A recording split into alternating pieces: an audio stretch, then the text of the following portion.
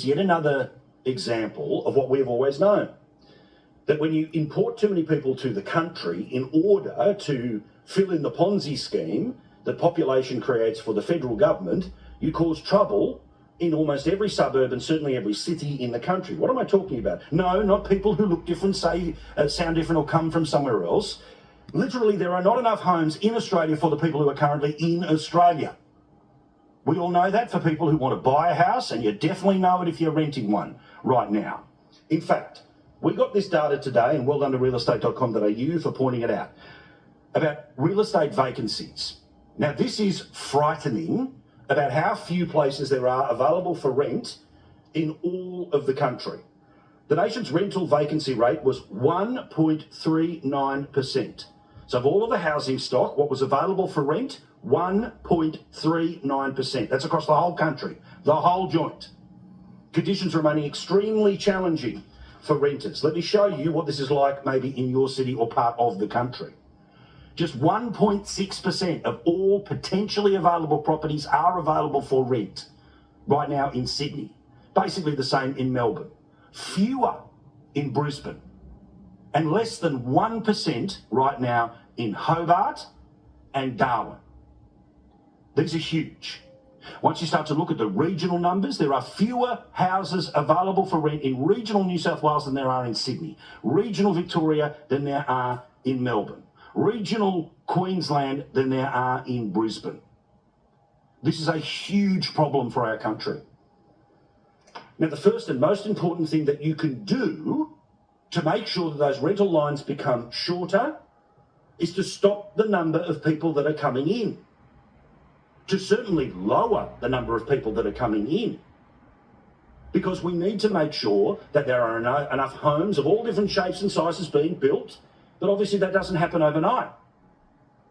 But what does happen overnight is that the 4/5 of bugger all places that there are to rent, the line gets longer because each year we bring in hundreds of thousands of extra people to the country. Now, again, they'll say you have to do it because of the skills shortage. Well, in part, that's because generations of kids have been told you've got to go off to university, get your BA, rather than go to TAFE and get a trade. And there's also scenarios here where you've got governments turning around and shutting down projects like the gold mine in Blaney in New South Wales that would create jobs, would create a reason for people to move away from the cities and create even more impetus for people to be building properties in those regional areas. This was huge news today, and I get that the numbers sometimes can sort of fog over for us, but think about it. Every house, every unit, every townhouse, every studio, every granny flat in the country, what is available for rent right now? 1 and a bit percent, less than 1% in places like Hobart and Darwin. Now, also regarding the rental situation, the people who are in rental homes, well, we're finding a lot of people are being pushed out of them because of the interest rates that mean to pay off a home is now 12 times higher under this government than it was under the previous government. That's the number of interest rates under Albo and Chalmers. And that, of course, means people are being booted out so they can push up the rent, meaning the people who are paying the rent are paying more than they can probably afford. So renters with unsecured debt, meaning they don't own anything, okay? They might have things like credit cards or personal loans or HEX debt, but they don't say own a car that somebody can take off them. They definitely don't own a house or shares or something that a lending institution can take off them, have been slugged with above inflation price hikes in the past few years amid the supply constraints and surging population. Again, this is another report on what we've been talking about week in, week out, month in, month out, because it matters. And they now make up 9 in 10 of personal insolvencies in Australia, despite making up just 21% of the population. So 21% of the population are people who rent but don't own anything, therefore they have unsecured debt.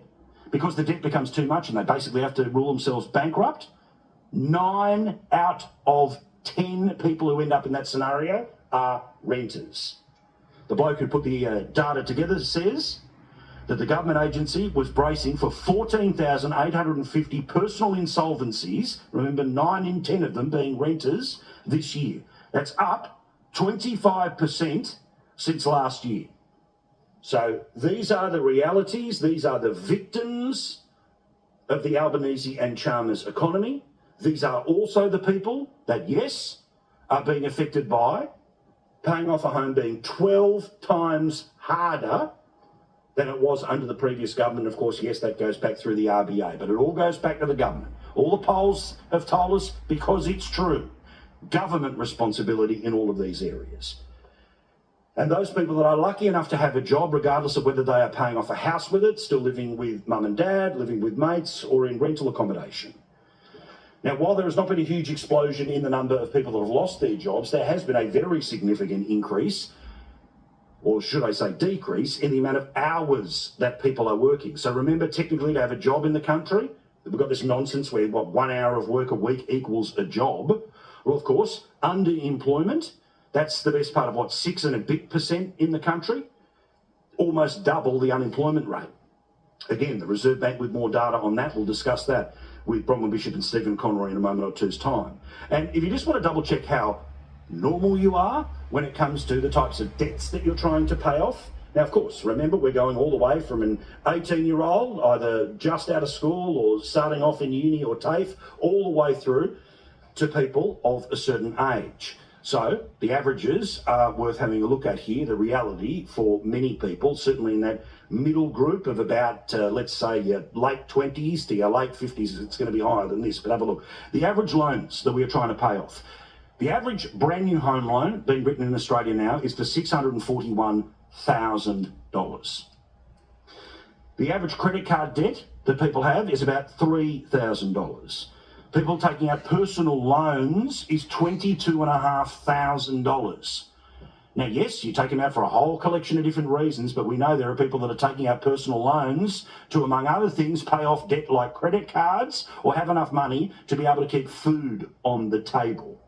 The average HEX debt is about $26,000, and the people who do that buy now, pay later thing with massive interest rates if you miss the payments, it's about $900.